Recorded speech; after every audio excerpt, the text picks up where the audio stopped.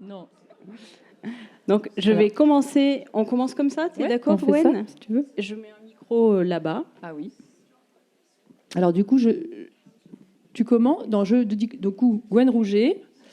Et alors mon premier souvenir sonore, donc pour moi la mer, puisque je suis bretonne et que voilà, je dirais ça spontanément. Yannick Lemaire. Moi, mon premier souvenir, c'est un directeur d'école qui est venu nous faire écouter de la musique en CP et nous apprendre à jouer de la flûte à bec. C'est le premier rapport musical. Bonjour, Alexandra Hernandez. Je copie ma voisine. Je suis née sur une île qui fait 8 km sur 4. Donc j'ai le bruit de la mer partout, même dans ma chambre à coucher, aux toilettes, partout. La mer a été mon premier choc sonore, oui. Bonjour, Anaïs Arnaud. Moi, je dirais que c'est une cassette de blues Mississippi Shakes lors d'un trajet en voiture à l'époque des cassettes. Bonjour, Jean-Baptiste Pasquier, co-directeur du théâtre Sylvia Montfort.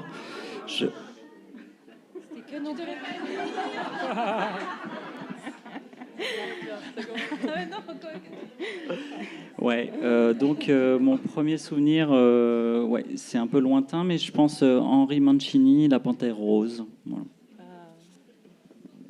Oui, bonjour Ninon Leclerc. Je dirais que c'est la Game Boy et Fantasia. Voilà. Bonjour, Raphaël Girard, directrice de l'Opéra de Paris. Tu l'as dit ? Directrice de l'Opéra de Paris. Tout. Ah, tu l'as...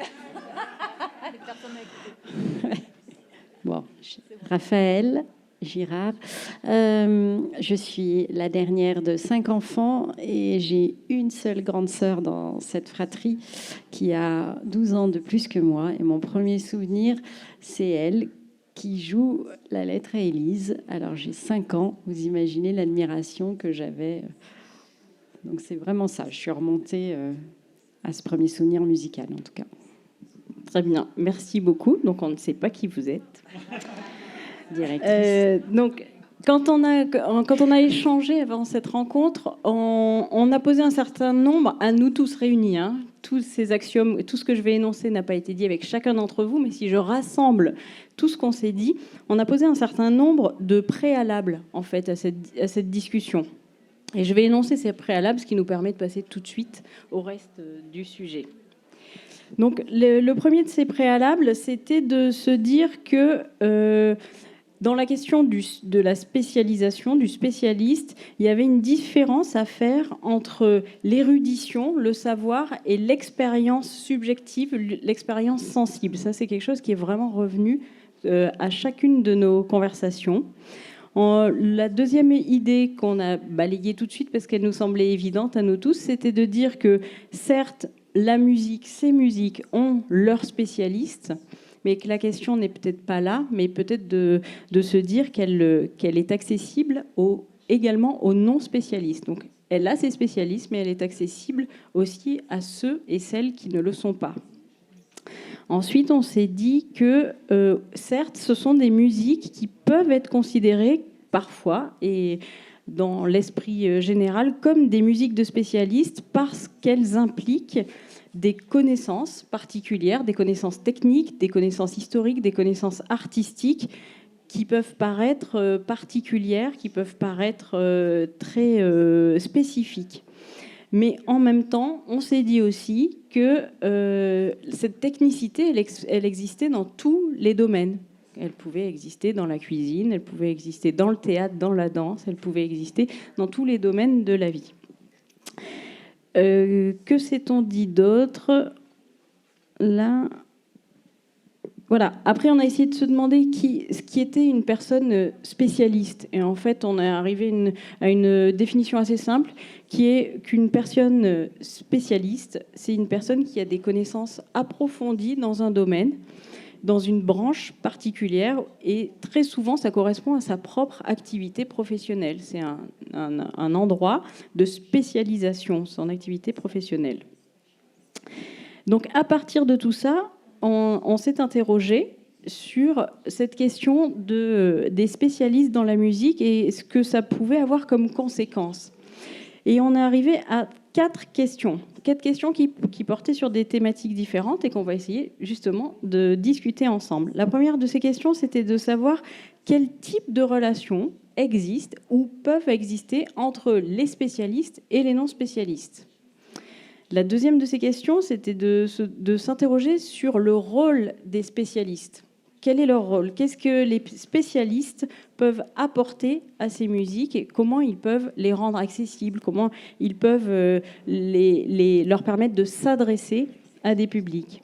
La troisième de ces questions, c'était de savoir comment des non-spécialistes pouvaient contribuer à une meilleure connaissance de ces musiques.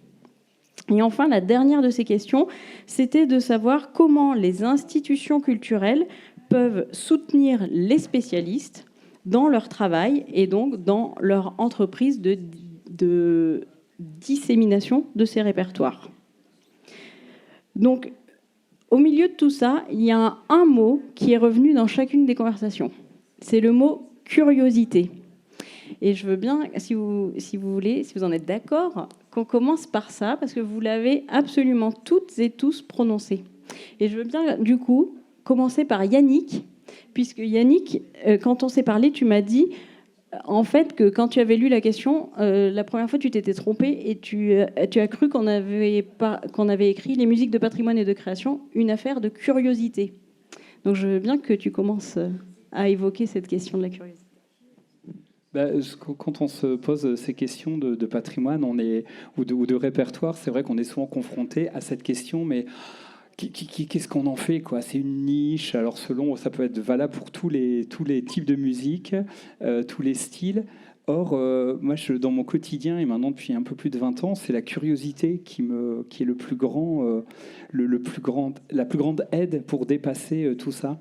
Et en fait, quand on est dans la curiosité, on n'est pas spécialiste ou non spécialiste. À un moment donné, on est dans cette envie de découvrir, cette envie de partager, parce que c'est dans les deux sens à nouveau. Et on ne se pose pas la question de savoir si on est des personnes, des publics, toutes ces notions qui nous sont chères à nous musiciens, à nous, on va dire, acteurs de la culture. Mais pour autant, à un moment donné, d'avoir envie de partager... Moi, je fais de la musique baroque. Je dis toujours pas qui je suis, mais j'en fais. Je suis directeur d'un ensemble de musique baroque qui s'appelle Harmonia Sacra, qui est basé dans le Nord, à Valenciennes. Et je m'occupe aussi d'un festival. J'ai les deux casquettes. Et dans la rencontre des gens, je crois que beaucoup sont complètement vierges de ces questions de spécialité, de répertoire. Mais ils ont juste envie, à un moment donné, d'être dans la rencontre. Et moi, comme musicien, j'ai envie d'être dans cette rencontre. Et en fait, après, c'est une question de manière d'être plus que d'une manière de faire.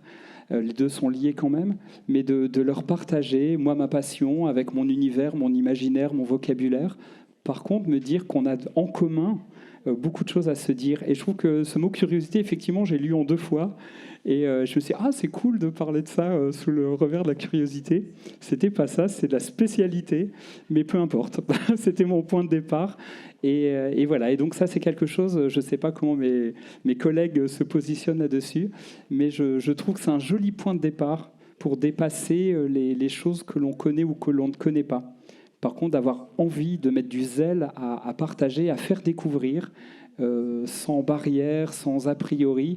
Ça, c'est un peu mon quotidien. Et à la fois comme musicien ou comme programmateur, c'est un peu un leitmotiv, quoi. C'est quelque chose qui m'habite constamment. Et je peux faire de la musique totalement inconnue d'un compositeur 17e né à Valenciennes, invendable en termes de spécialiste en ensemble, et pour autant me rendre compte que des gens que je croise en fin de concert ont été émus de manière incroyable parce qu'on a partagé quelque chose et que ça ne passe pas ça peut ne pas passer par des limites. Est-ce que l'un ou l'une d'entre vous veut réagir spontanément? Raphaël, peut-être? Oui. Oui, je veux bien. Donc, je suis Raphaël Girard et depuis 2 mois maintenant, je dirige la scène nationale de Poitiers, le théâtre auditorium de Poitiers. Et je suis une non-spécialiste qui dirige depuis 2 mois un lieu où pourtant la musique est vraiment très, très présente et où j'ai proposé un projet avec comme colonne vertébrale la musique. Et en fait, c'est bien ma curiosité. Alors, c'est un peu au-delà, hein, ce qui m'a fait aller là-bas, moi non spécialiste de la musique et beaucoup plus du théâtre et de la danse dans mon parcours, c'était la curiosité et surtout de me déplacer de ma zone de confort. Je trouve que voilà, sortir de sa zone de confort et découvrir naïvement, mais sûrement parce que je suis une professionnelle du spectacle vivant depuis 30 ans, pour moi, c'est mon métier de défendre les arts vivants. Et il est temps de s'intéresser à une discipline que j'ai toujours fréquentée par curiosité. Et maintenant, j'ai envie de la défendre par conviction, parce que c'est d'autres choses. Et c'est vraiment cette idée de sortir de sa zone de confort. Et je pense que je me place du coup dans la position d'un spectateur que j'ai aussi envie d'amener vers des choses plus curieuses qu'ils n'ont pas l'habitude d'entendre, en partant de choses qu'ils ont l'habitude d'entendre. Enfin voilà, ça m'intéresse bien ce que vous avez dit. Et juste Raphaël, du coup, quand on s'est parlé, tu m'as dit que donc toi, tu es très spécialisé en danse et que ce parcours de spécialisation progressive, tu l'as déjà fait du coup dans d'autres disciplines et qu'il y a une histoire de sensations. Tu m'as parlé des sensations. Oui, bah alors ça c'est vrai pour... tu avais une de tes questions, c'était quel est ton rapport à la musique. Ben, moi, il est charnel, mais il est vrai, ça c'est vrai pour le spectacle vivant. En fait, j'ai un rapport charnel au spectacle vivant, à savoir un rapport sensible, un rapport émotif. J'ai envie, quand je vous parle de ma sœur, j'ai des émotions qui remontent. Et c'était quoi ta question? Le rapport aux sensations, tu me disais retrouver dans une nouvelle discipline des choses. C'est ça, oui, c'est ça. De repartir c'est ça, de ma naïveté et de mes oreilles pures. Et oui, je te donnais l'exemple d'un spectacle qui a été un peu critiqué du monde musical parce que la chanteuse n'était pas juste, parce que. Et moi, j'ai pleuré en voyant ce spectacle. Je peux vous le citer. C'est la Traviata, mis en scène par Benjamin Lazare, et c'était Judith Chemla, qui est comédienne et chanteuse. Et moi, sa Violetta, elle m'a... Oui, sans doute que j'ai entendu que parfois, c'était pas tout à fait comme ça, ou pas juste ou quoi, mais je l'ai peut-être pas vraiment entendu parce qu'en fait j'ai pleuré. Elle m'a fortement touchée. Et là, moi, non spécialiste, j'ai atteint une émotion de spectatrice qui me convient et que j'ai envie qu'elle convienne aussi à un grand nombre. Et petit à petit, je sais bien, c'est comme au début de mon parcours dans la danse, c'était du mouvement, je faisais du jazz et tout, et je voulais voir des beaux mouvements. Et petit à petit, j'ai appris à avoir d'autres choses. J'ai envie de connaître la même chose avec la musique. Ça commence. Est-ce que oui, juste pour rebondir. Donc Ninon Leclerc, co-directrice du théâtre Sylvia Montfort à Paris. Voilà. Donc je pense que ce qui a été évoqué tout à fait, c'est la curiosité, mais c'est cette ouverture sensible qui nous permet à nous, programmateuristes, de proposer au public une ouverture, quelque chose, une curiosité, une sensibilité, de nouvelles formes aussi que nous, en tout cas, on voudrait présenter au théâtre, donc dans des formats, par exemple, circulaires, au plateau. Enfin, voilà, aller chercher d'autres manières d'appréhender l'œuvre. Alors, en ce qui me concerne, je suis absolument non spécialiste, totalement novice dans cette affaire. Donc, je pourrais répondre tout de suite à cette question assez simplement. Mais ce qui nous a mené à ça, à vouloir, donc, puisque l'axe musical est un axe très fort de notre nouveau projet pour le théâtre, c'est vraiment ça, c'est cette recherche, encore une fois, sensible, et la rencontre avec les artistes et leur champ eux-mêmes de recherche, en fait. Artistes qui venaient plutôt du théâtre et qui nous ont menés par leur recherche, encore une fois, pérégrination, rencontre, à nous intéresser et à ouvrir vers ce champ. Donc voilà, j'ouvre une autre... Oui, du coup, quand on s'est parlé, vous m'avez expliqué à quel point la question de la relation longue est importante pour vous dans le développement justement du chant musical au Montfort. Je ne sais pas si l'un de vous a envie d'en parler. Oui. Alors, il se trouve que la raison de cette envie de développement de la musique au théâtre Sylvia Montfort, c'était d'abord cette ouverture, on l'a dit, aussi parce qu'on s'est rendu compte que dans notre environnement proche du 15e arrondissement, il y avait peu ou pas de propositions telles que nous, on avait envie de les amener sur les plateaux. Et c'est aussi la rencontre en fait avec un compositeur, batteur qui s'appelle Antonin Lesmarie. Au départ, on n'avait pas décidé d'associer ou en tout cas de développer à ce point-là la musique, encore une fois dans le projet, mais c'est cette rencontre avec lui. Et pour le coup, lui, il est spécialiste qui nous a permis d'aller plus loin dans cette démarche. Et le temps long, eh bien parce qu'en fait, on a décidé donc de l'associer lui.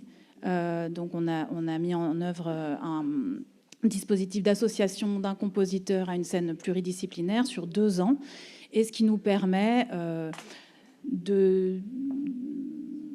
d'explorer, de programmer des spectacles qui sont déjà de son répertoire, mais aussi d'autres artistes qui s'intéressent encore une fois à la musique, et avec lui d'aller plus loin même dans la création, puisqu'on va porter par exemple un projet en production déléguée avec lui en meneur de projet. Donc on va faire de la résidence pour de la musique de création au théâtre.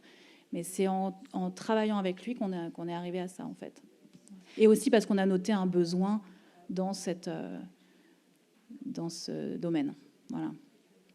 Et du coup, vous travaillez avec lui sur 2 plans, en fait. À la fois lui en tant qu'artiste et en accompagnant son travail, mais aussi lui en tant que programmateur qui vous aide dans la découverte de nouvelles formes.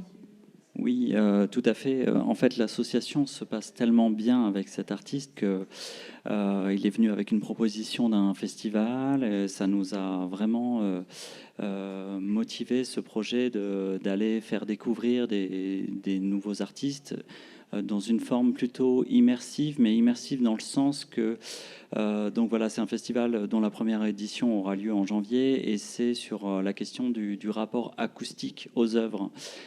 Donc pendant 3 jours, en fait, on proposera des projets qui sont sur un rapport vraiment au plus près de l'artiste et des spectateurs dans des esthétiques très différentes les unes les autres, et dans une déambulation dans le lieu. Voilà, donc ça c'est au fil du temps, l'association s'est développée avec cette idée supplémentaire.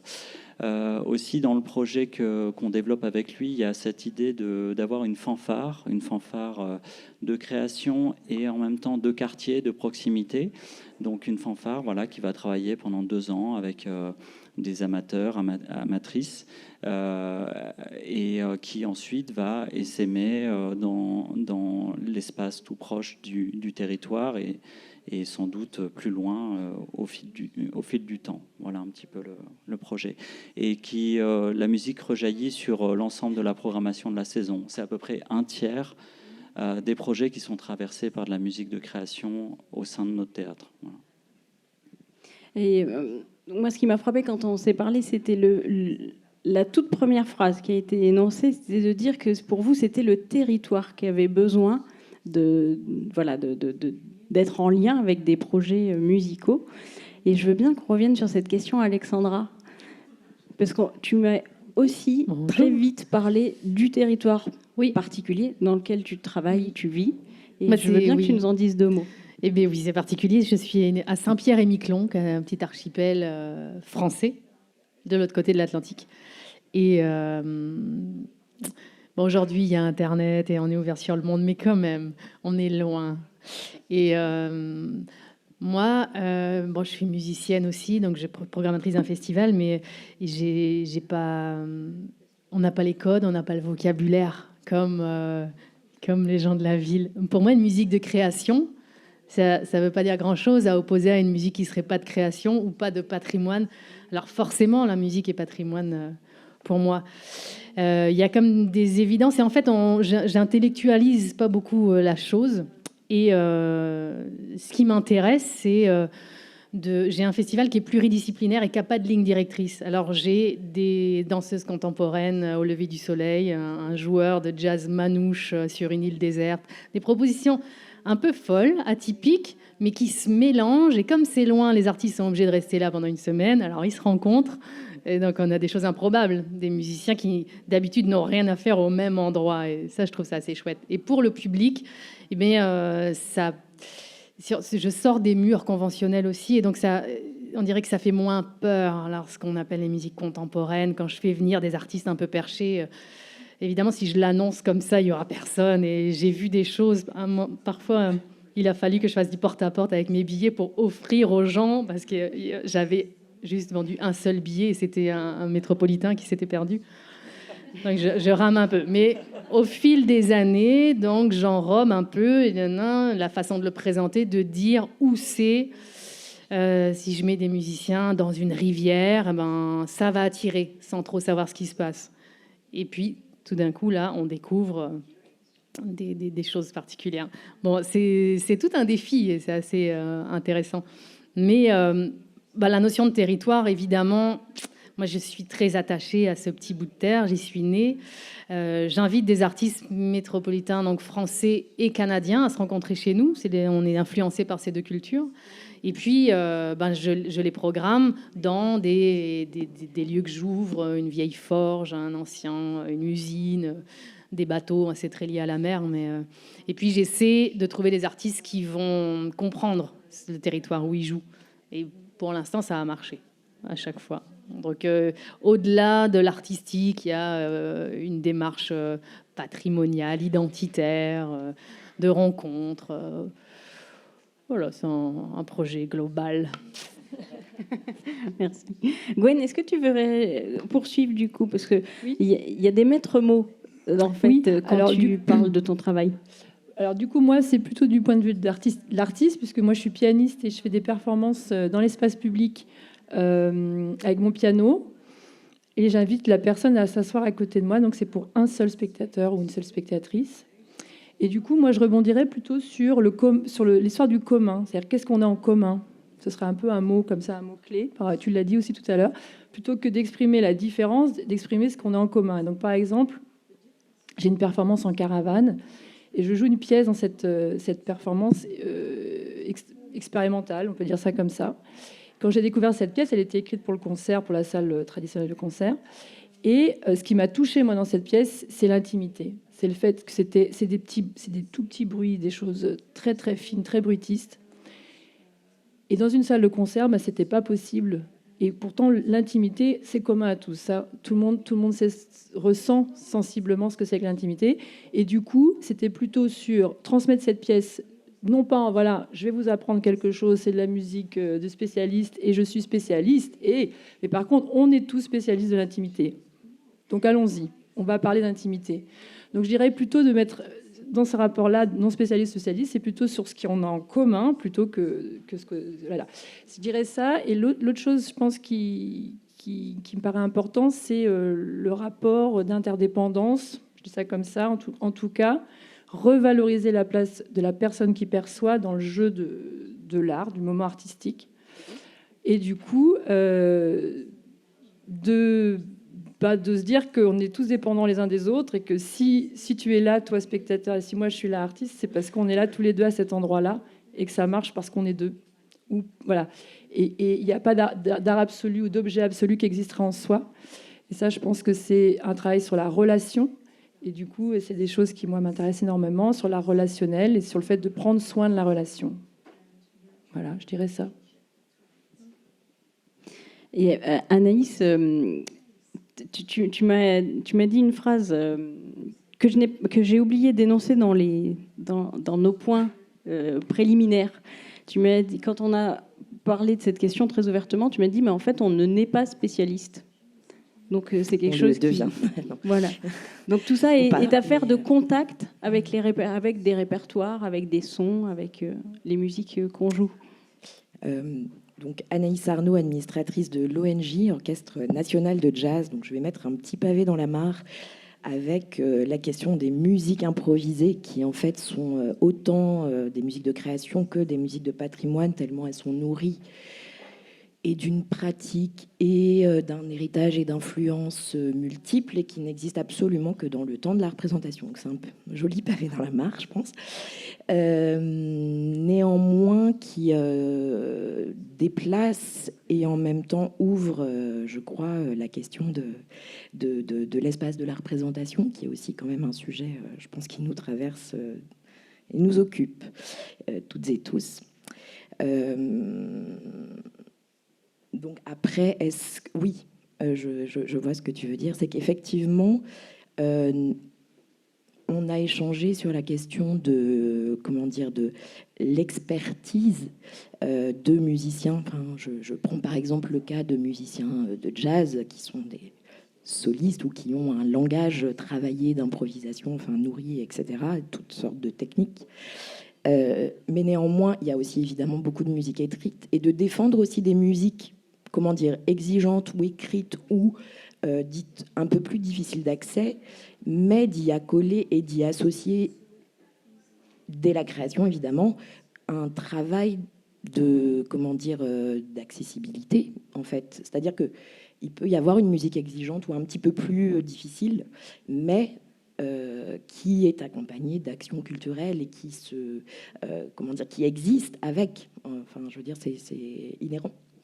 Donc, enfin, c'est vrai qu'il y a à la fois la question de l'expérience, de la perception, de la sensibilité, de la subjectivité, de l'espace commun, mais il y a aussi le chemin qu'on peut faire et ce qu'on peut construire autour, qui est, je pense, en tout cas, ce que tu cherchais à me faire dire. Non, tu dis ce que tu veux.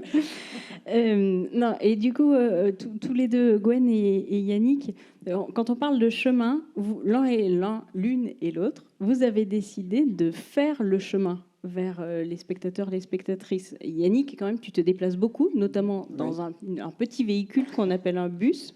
Alors toi, tu as une caravane. Moi, c'est un petit peu plus grand, mais il n'y a quand même que 29 places, c'est l'Opéra Bus. C'était cette volonté de... tu parlais à l'instant de l'espace de représentation. Moi, je parlais de curiosité au démarrage. Et toi, tu parlais d'expérience de relation. Moi, comme musicien, je ne peux pas me rappeler ce que j'étais dans le ventre de ma mère, mais je me souviens... Je ne sais pas que je me souviens, mais je me dis, à chaque fois, je me rappelle que la musique, c'est d'abord le son, c'est un des premiers sens qui s'active. L'oreille, c'est aussi c'est cet organe bizarre qui à la fois nous fait entendre, mais c'est aussi l'organe de l'équilibre, c'est-à-dire celui de la spatialité qui nous permet de nous positionner dans l'espace. Et pour avoir eu un problème d'oreille interne et à devoir marcher à genoux parce que je ne savais pas tenir debout, ça nous le rappelle. Et si je cite ça, c'est parce que je pense que la musique, et ce n'est pas par opposition aux autres arts, mais nous positionne dans le monde, nous positionne avec les autres. Et donc l'espace de représentation, l'espace qui permet à un moment donné à nous musiciens, quel que soit notre répertoire, quel que soit le style de musique qui, dont la plupart des gens sont vierges, à partir du moment où on va aller à leur rencontre, est vachement important. Alors moi, j'ai fait le choix de beaucoup m'investir sur la mobilité inversée, pour reprendre un mot de spécialiste pour le coup. Mais c'est l'idée d'aller à la rencontre et de ne pas se contenter de se dire est-ce que les gens vont venir vers nous, quoi. Mais allons-y, rendons-les curieux, je reparle de ça, et puis soyons cash, quoi. Soyons comme on est. Moi, c'est la musique baroque qui est mon univers, qui a nourri mon imaginaire, qui a nourri ma relation sensible, comme certainement toi le jazz et d'autres, le théâtre, la danse. Mais à un moment donné, si ça, je le partage dans l'intimité, il se passe quelque chose. Et de manière très très forte. Dans l'Opéra Bus, on fait actuellement à peu près 250 représentations par an, donc ce qui est beaucoup. Et il n'y en a pas une. Alors souvent dans les lieux de vie des gens, j'oublie de le préciser, c'est-à-dire j'ose pas parler de public, mais de gens rencontrés, grande ruralité, quartiers, prisons, EHPAD, hôpitaux, des monde de l'entreprise, peu importe. Et en fait, jamais une seule fois je me suis posé la question de me dire que j'étais un spécialiste de la musique baroque. C'est-à-dire l'espace qui est généré, qui est créé, là par un objet, toi par ta caravane, parfois par un espace imaginaire, par un espace de rencontre quand même préparé. Je ne me dis jamais que c'est de la médiation culturelle, je me dis juste que c'est une manière, un lieu d'être artiste. Et ça fait voler, je trouve, ces univers-là, et ça permet d'aller très très loin dans la musique. Juste rajouter un mot, la confiance. Parce qu'en fait, si tu as confiance en la personne, tout d'un coup, si tu projettes dans la personne une capacité ou une... en fait, ça arrive. Si tu te dis que ça va pas être possible, ça va pas être possible. Enfin, moi, je ressens vraiment un truc de confiance en nous, en le moment, en la relation qui va se créer. Donc, j'ai cette caravane, puis j'ai aussi une tente de chantier. Et ma tente de chantier, quand je la mets dans la rue, dans les quartiers, on vient me voir en me disant mais alors enfin vous venez faire les travaux ça fait longtemps qu'on vous attend et tout. Et puis d'un coup il y a un piano, donc j'ai un petit piano et j'invite la personne à s'asseoir à côté de moi et on joue ensemble. Ou enfin il se passe des choses, de l'écoute en fait qu'on a tous tout en commun. Et là effectivement il n'y a pas de doute, il y a une énorme curiosité. Et effectivement ce mouvement d'aller, ça crée un rapport d'horizontalité aussi entre nous, qu'en fait, on va être responsable ensemble, ça partage la responsabilité du moment, on va être ensemble pour faire ce temps ensemble, et c'est partagé. Du coup, tout le monde est content, je crois. Enfin, en tout cas, c'est partagé. Et l'émotion, elle est directe, elle n'a pas de frontières. On peut faire un truc génial, je veux dire, quelle que soit l'esthétique, on peut faire de la musique de la Renaissance, peu importe, quoi. À un moment donné, les gens sont happés. Mais nous-mêmes, on se laisse happer par les gens. Tu parlais de l'intimité, puis après, je laisse la parole aux autres. Mais quand on est comme toi, ils sont à côté de toi. Moi, ils sont à moins d'1 mètre. On pourrait chanter assis sur les gens du premier rang. C'est aussi une expérience de musicien qu'on ne fait pas souvent. Parce qu'en fait, à un moment donné, on voit la moindre frémissement du corps et ça nous... L'échange, il est très, très fort, quoi. Ouais, moi, ça me fait penser à un trio des îles de la Madeleine. C'est des petites îles québécoises que vous connaissez sûrement pas. Donc, j'ai fait venir dans le festival 3 filles qui chantent a cappella, merveilleusement bien. Les voix. Et en fait, je les ai laissées libres pendant le festival. Elles se baladaient et elles faisaient du pouce ou du stop, comment on dit ? Du stop. Elles faisaient du stop. Et donc, les gens les embarquaient. Elles se mettaient toutes les trois à l'arrière. Et le temps d'une chanson, et les débarquaient là où ils étaient rendus. Et comme ça, toute la journée. Et là, c'est un lieu clos, mais tellement. Et donc, ça rejoint ce que vous dites tous les deux. Et il n'y a même pas 1 mètre, là, du coup. Et en plus, il y a une acoustique qui est assez rigolote dans la voiture. Et ça a été finalement quelque chose d'ultra simple, évidemment, à mettre en place techniquement, mais un des moments les plus forts, parce que les plus humains, quoi, les plus proches. Ouais. Et pas d'explication, pas de rien. Une chanson, et on repart. C'était une belle anecdote. Et moi, je voulais poser la question de celle du vocabulaire, en fait, parce que ces musiques, on le ressent, peuvent toucher très simplement, très directement les oreilles des spectateurs, des spectatrices. Or, souvent s'exprime la difficulté de parler de cette future expérience, de cette expérience entre le spectateur et la spectatrice et l'artiste. Et c'est parfois un frein qui est beaucoup énoncé, notamment dans les espaces de diffusion, pour avancer sur la difficulté de programmer certains répertoires. C'est sur la question du vocabulaire. Du coup, vous qui vous lancez avec tant d'énergie dans ces répertoires, je voulais savoir si vous vous étiez posé cette question du vocabulaire, de la manière de communiquer sur ces expériences que vous avez envie de mener. Non. Non, mais j'ai l'impression que c'est comme la danse contemporaine. On disait, voilà, en fait, l'histoire des étiquettes, ça peut enfermer, ça peut faire peur. Moi, j'ai un exemple. J'aime bien ce qu'a dit Ninon. Elle a rencontré un artiste, en fait. Et ce que vous dites, vous, les musiciens, c'est vraiment la rencontre avec une œuvre d'art, mais aussi avec des personnes, avec un artiste. Moi, c'est Clément Lebrun qui accompagne le projet que je vais développer au TAP. Et Clément Lebrun, alors il est vraiment dans la musique de création. Et oui, quand on parle tous les deux, il me dit sur mon prochain projet, je vais faire un projet sur l'écoute solidienne. Je dis waouh.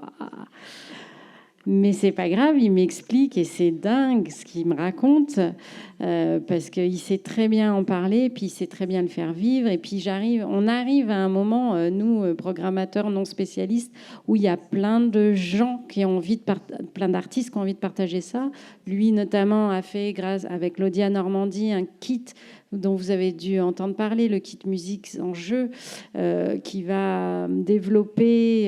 Et avec ce kit, on a l'impression qu'on peut tout écouter derrière. Donc oui, on peut même écouter sans les oreilles, mais avec les os. C'est que des choses, quand c'est raconté par quelqu'un de tellement passionné qu'on a juste envie de le vivre.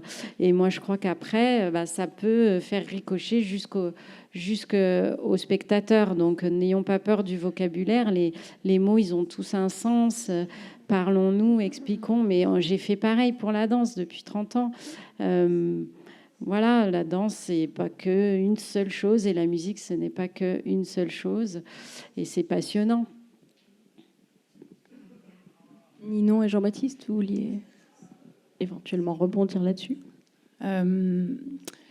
Sur la question du vocabulaire, ou en tout cas de comment on présente les œuvres, quand c'est des formes, comment dire, par exemple là on a présenté un opéra cet automne, bon bah voilà, c'est un opéra, même nous non spécialistes on y arrive, mais en fait là où c'est en effet plus compliqué peut-être, c'est quand on s'engage là, en l'occurrence avec Antonin par exemple, sur une nouvelle création hybride, il veut collaborer avec un metteur en scène qui vient vraiment, alors là pour le coup, du théâtre post-dramatique allemand. Donc là, on est plutôt sur 8 semaines de répétition. Antonin Lémarie, on est plutôt sur 1 semaine de répétition. Donc c'est déjà des codes en fait qui se rencontrent et ça, c'est vraiment passionnant. En fait, cet endroit-là de recherche et d'accompagnement des artistes en production dans ces nouvelles collaborations. On cherche ensemble, en fait. On est encore une fois, les codes se rencontrent et comme tu dis, c'est pas grave, on se parle. C'est quand il s'agit ensuite d'aller en parler, en fait, et au public et à nos collaborateurs potentiels, coproducteurs, coproductrices. Voilà, c'est là où peut-être on tâtonne un peu, puisqu'en fait, on ne sait pas vraiment. Enfin, je ne sais pas vraiment comment qualifier cet objet. Il n'est pas encore là. Les artistes cherchent ensemble. Voilà, c'est peut-être à cet endroit-là où, en effet, il y a peut-être un...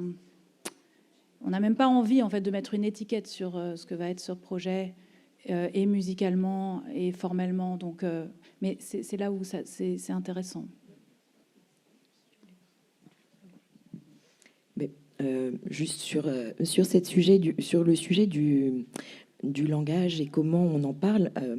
c'est un peu basique ce que je veux dire, mais en fait, la musique est faite pour être entendue, écoutée, et elle fabrique des sons et des images qui sont absolument personnelles et sur lesquelles, en réalité, nous n'avons pas de prise. C'est une expérience de liberté immense, en réalité, dans le temps de la représentation, et qui peut même être prolongée par le fait que de la musique puisse être enregistrée. Enfin, mais je trouve que c'est assez intéressant comment dire que la question de la subjectivité, elle reste subjective, mais que l'espace du commun, il reste commun, et que la représentation puisse être réelle. C'est-à-dire que peut-être ce que nous devons faire, c'est créer les conditions d'une représentation réelle.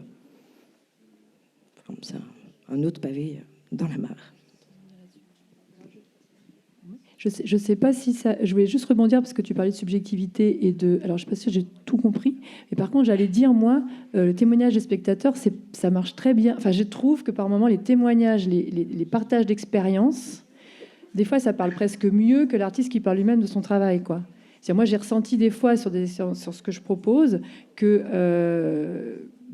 qu'un spectateur ou une spectatrice parle de ce qu'il a ressenti, ça parle vachement plus aux autres spectateurs et spectatrices que par moment, si moi je suis en train de parler de toute ma recherche et blablabla, parce qu'il y a des trucs plus directs, c'est plus immédiat. Et donc c'est subjectif, certes, mais ça peut parler aussi d'avant. Enfin, le témoignage peut fonctionner aussi, je trouve, au niveau de la communication du projet.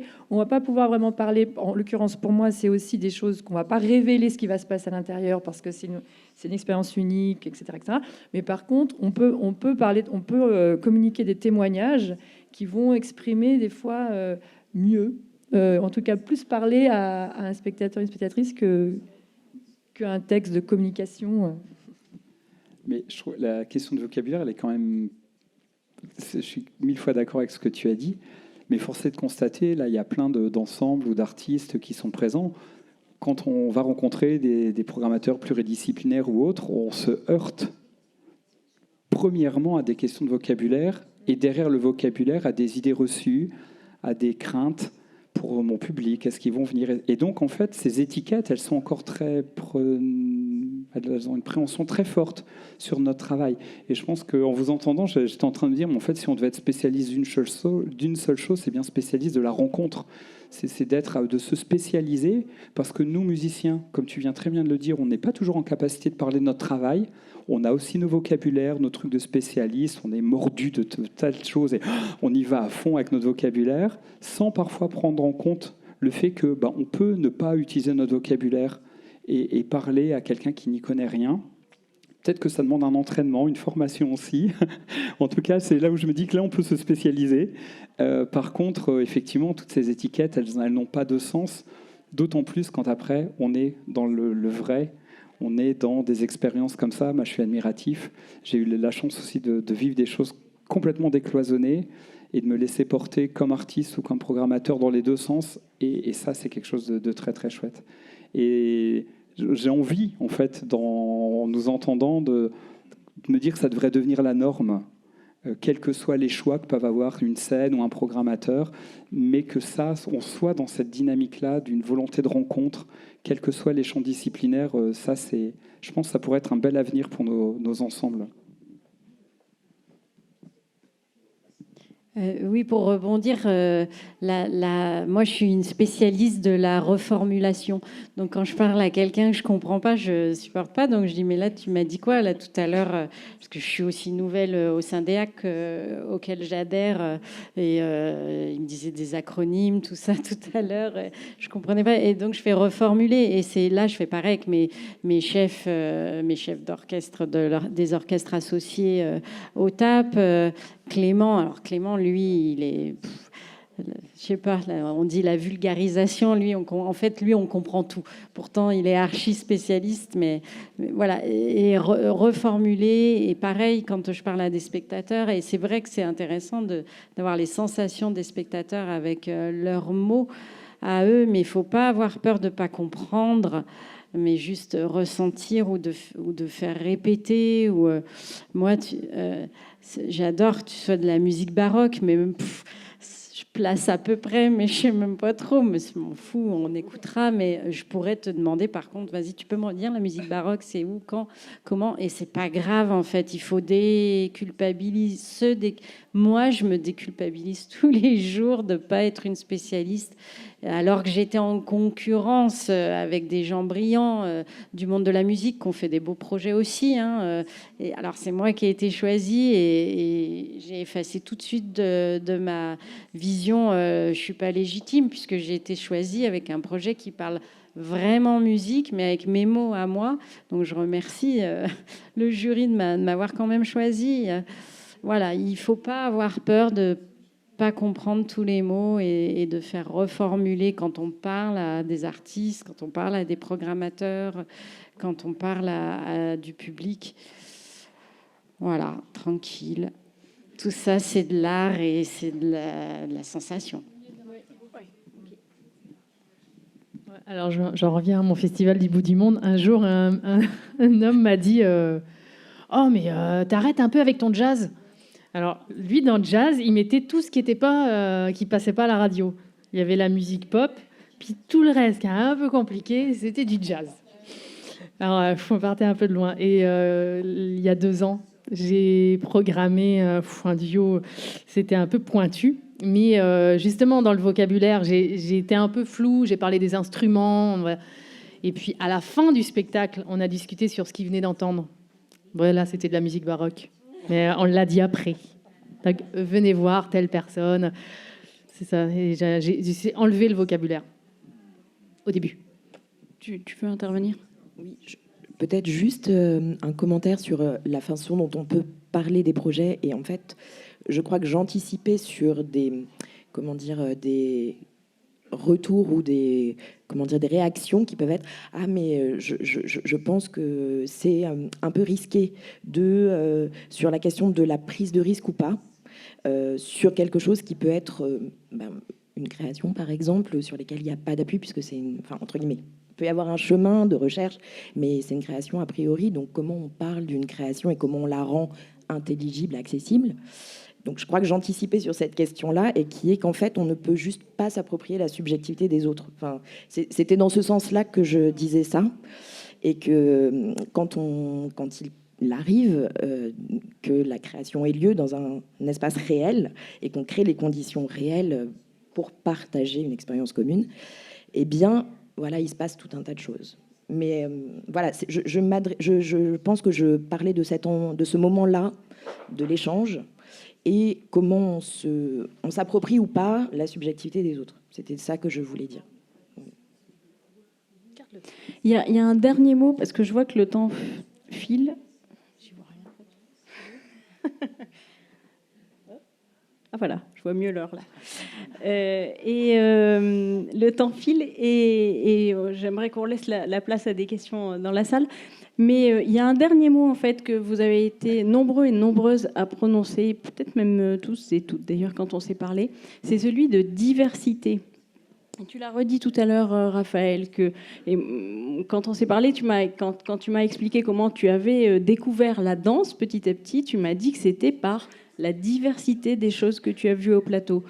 Et je pense que c'est peut-être la dernière chose dont on pourrait discuter ensemble avant d'ouvrir la parole avec la salle. C'est cette question de la diversité. Et tu m'en as parlé aussi, toi, Anaïs, et surtout...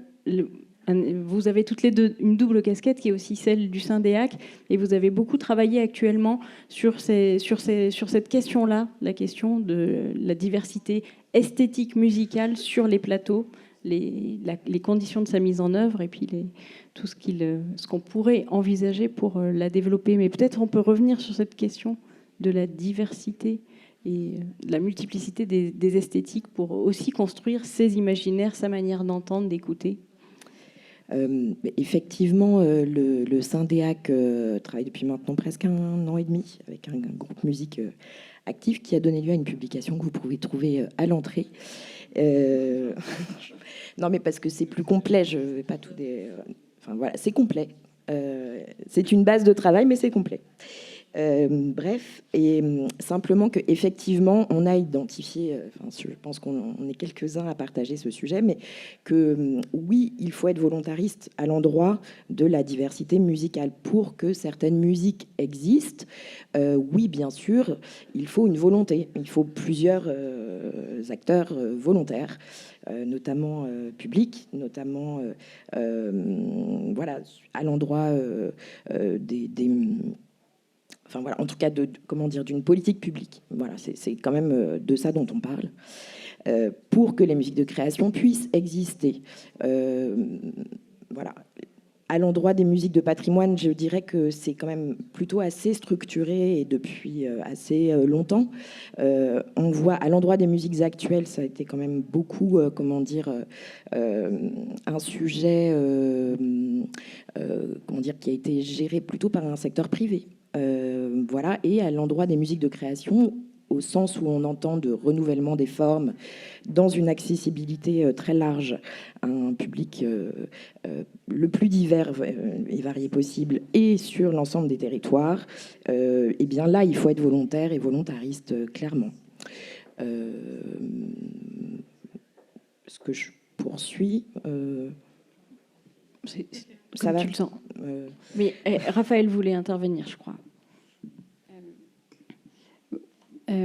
Oui, la diversité. Et puis il y a aussi le parcours de spectateur, mais qu'on fait avec tous les spectacles. Et c'est tellement facile de le faire avec des propositions musicales, qu'on fasse une comédie musicale ou un Mathieu Bauer qui fait du théâtre musical, ou ce duo, la Filtre d'amour, avec de l'opéra Orita Mitsuko, que j'ai découvert grâce à la Févis, à la collection Lambert cet été. Enfin, voilà, la diversité. Là, moi, j'adore Arthur H. Et il va faire une création avec Loïc Guénin, qui est vraiment dans la musique de création. Et les deux vont. Moi, je me dis que cette affiche-là, Arthur H, Loïc Guénin, grâce à Arthur H, ça va faire venir du monde.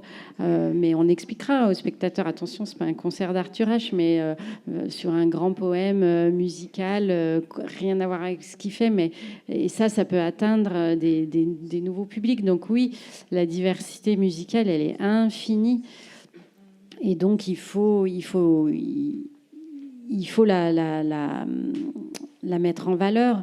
Et en plus, moi, la non spécialiste, j'arrive à un moment donné où tout le monde réfléchit à ça, parce que oui, je rentre dans un syndicat d'employeurs qui vient de sortir ce livret, Création musicale.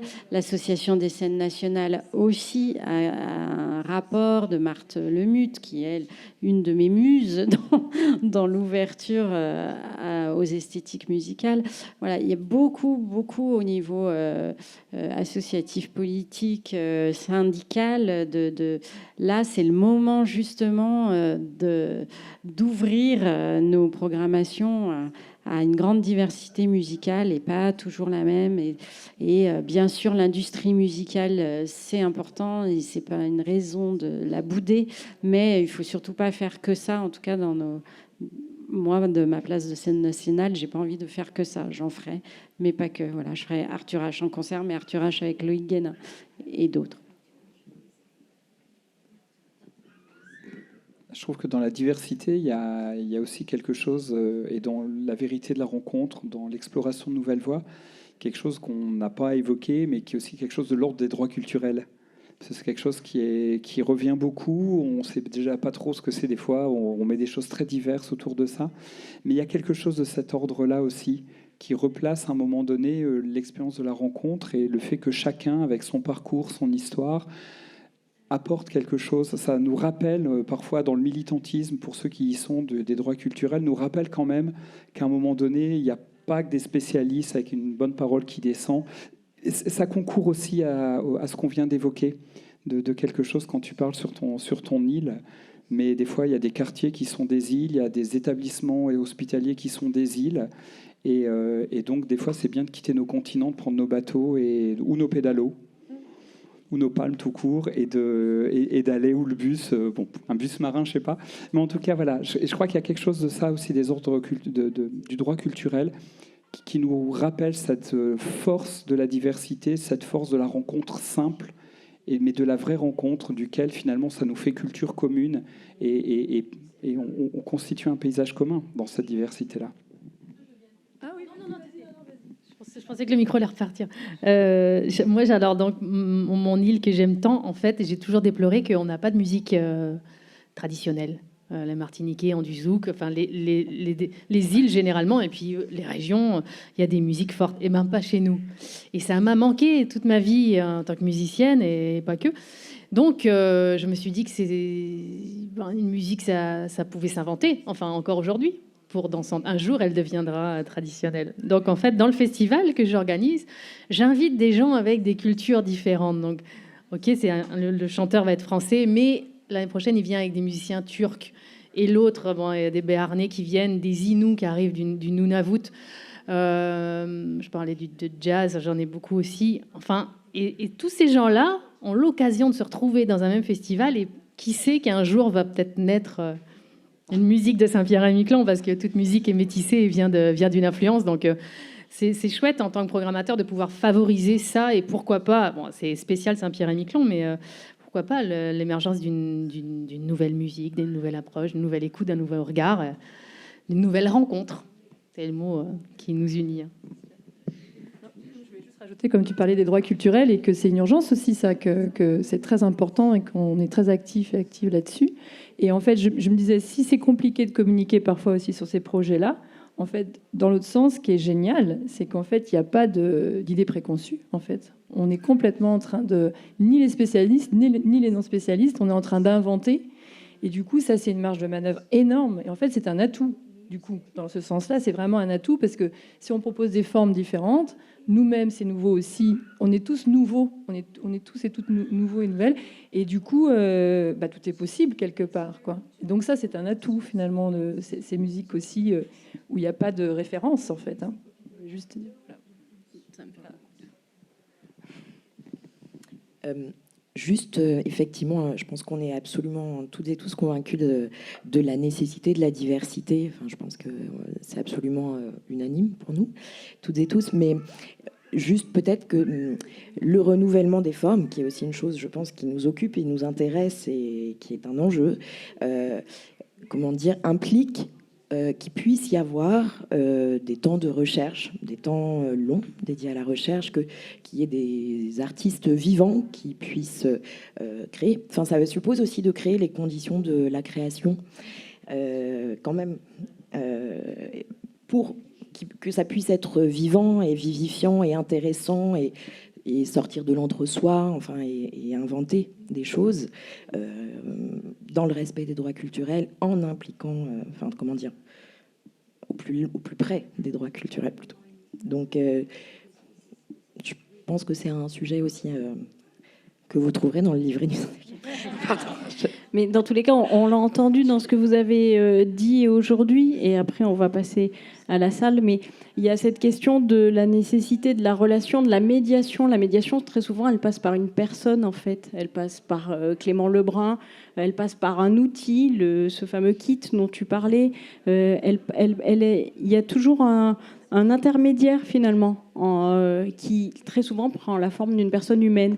Et cette personne humaine, elle a besoin de temps pour créer les conditions de l'explicitation, de l'expérience. Et donc, en fait, tout ça est assez relié. Est-ce qu'il y a des questions dans la salle ? Merci beaucoup. Ce n'est pas une question, c'est une réflexion que j'aimerais vous apporter. Pardon, je prends encore la parole. Je l'ai déjà prise hier soir.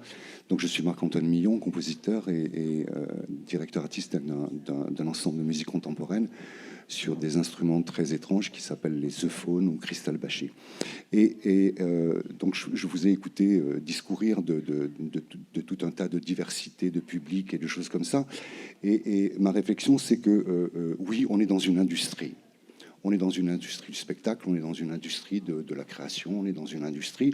Et en même temps, j'imagine que des congrès comme ça pour fabriquer les voitures de demain électriques sont absolument les mêmes, avec les mêmes questionnements sur le goût, la couleur, la forme, et ainsi de suite. Donc, on est dans l'industrie. Et j'aimerais vous apporter une pratique que je pratique moi-même, qui est tout à fait aux antipodes de cette industrie-là,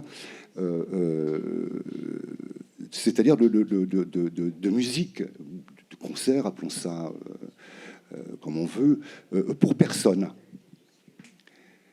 Pour personne, pourquoi ? Parce que dans les analyses qui nous viennent de quelques siècles, et j'en fais référence à un monsieur qui s'appelle Ernst Friedrich Chladni, qui a inventé la théorie des plaques, et qui a découvert que chaque fréquence sonore en vibration donnait naissance à une forme géométrique absolument parfaite. Et ces formes géométriques-là, on les retrouve dans la nature partout, dans nos corps, dans les plantes, dans les arbres, partout dans la nature. Et il donne une théorie à l'époque, donc en 1790 et des poussières, que oui, les bactéries, oui, certainement, l'eau pour la fabrication de la faune et bientôt des humains, mais vraisemblablement aussi un phénomène sonore venant de l'univers qui aurait participer donc à la formation de ce que nous sommes, de ce que les plantes sont aussi. Et donc, ne sachant pas ça précédemment, je fabrique des concerts. Nous fabriquons, puisqu'on est en général en duo, dans des espaces acoustiques remarquables, c'est-à-dire, un tunnel de chemin de fer abandonné, un arche de viaduc, un lac avec une résonance particulière, une église 12e romane dans laquelle on a analysé que la 13e harmonique venait au bout de 18 secondes. Et donc, on se met en place et on fabrique la musique avec le lieu, avec l'acoustique, avec la résonance. Et très, très paradoxalement, très souvent, on se retrouve avec un public tout à fait étonnant. C'est-à-dire qu'une des dernières qu'on a faites dans une forêt de chênes centenaires, on s'est retrouvé avec 80 biches et cerfs qui se sont mis en cercle et qui ont écouté le concert de manière très, très, très attentive. Voilà, je voulais simplement vous faire une réflexion de ce type-là. Il y a aussi d'autres pratiques dans lesquelles on ne pense pas public, dans lesquelles on ne pense pas rentabilité et relations.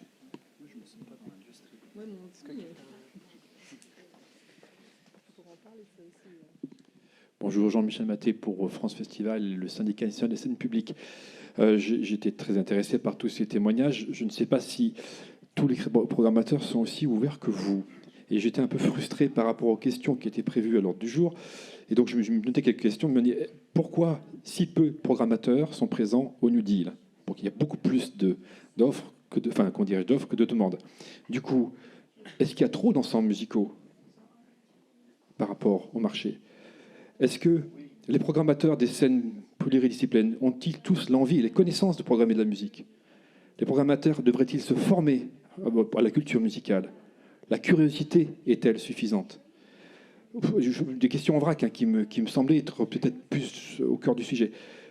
On a parlé de spécialistes, programmateurs spécialistes. Des fois, ce sont des artistes.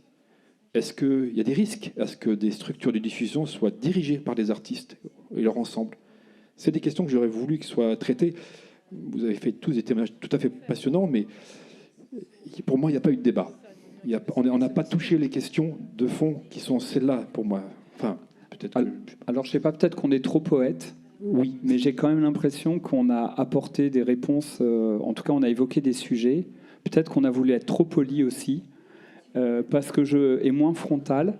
Mais je pense que les témoignages montrent un champ des possibles. Et notamment, moi, je suis assez adepte de montrer par l'exemple. Et alors, je me sens pas du tout dans l'industrie, mais ma collègue non plus, parce que si j'étais dans l'industrie, on laisserait pas autant d'argent et de fonds propres dans des projets comme les nôtres. Mais sur les questions que, monsieur, j'ai pas retenu votre nom, vous posiez, en tout cas, je pense qu'ici, l'idée, c'est de montrer que c'est possible, mais effectivement, il y a des questions de fond qui sont parfois conjoncturelles, qui peuvent être aussi liées à un écosystème, parce que nous, on n'est pas artistes tout seuls. Je crois que ça, c'est quelque chose qu'on vient de montrer, et que effectivement, l'écosystème doit se questionner sur l'offre et la demande. Ça, c'est une partie en lien avec l'industrie.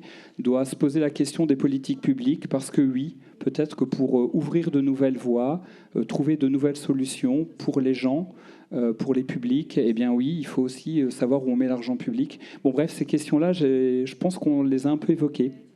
Peut-être pas de manière frontale, mais je pense qu'il y a quelques pistes peut-être d'exploitation dans tout ça. Non, mais merci, monsieur. Vous savez très bien que vous avez raison. Que oui, on hérite aussi d'une grande histoire merveilleuse qu'est la France et la décentralisation et le spectacle et le soutien public au spectacle, mais une prédominance de certaines disciplines dont le théâtre, vraiment.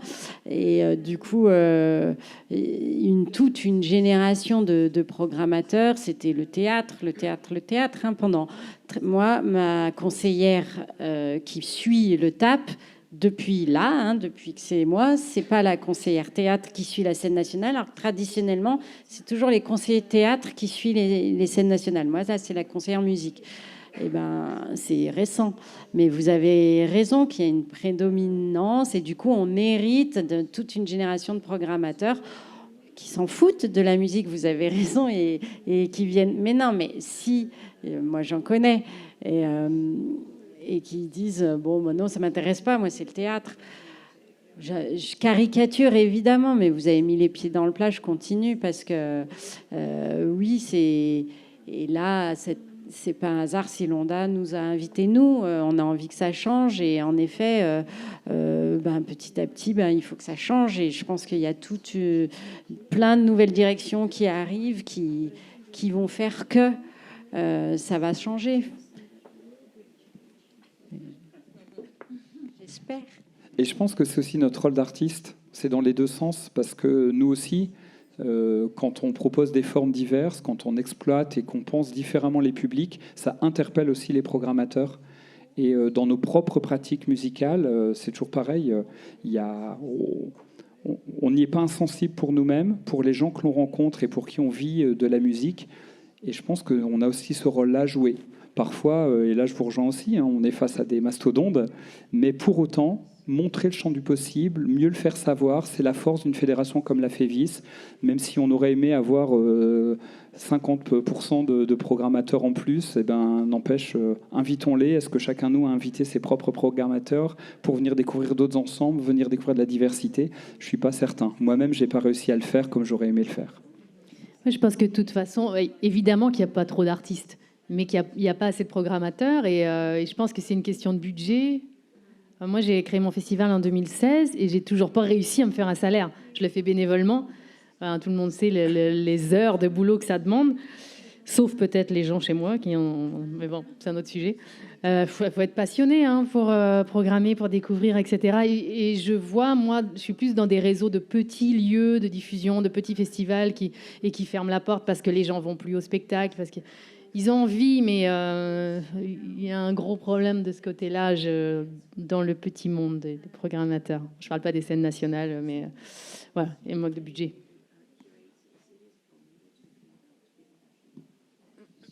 Est-ce qu'il y a une autre question dans la salle? Non. Eh bien, nous sommes parfaitement dans les temps. Merci beaucoup à vous toutes et tous d'avoir participé à cette discussion. Et s'ensuit un deuxième débat sur cette scène dans un quart d'heure.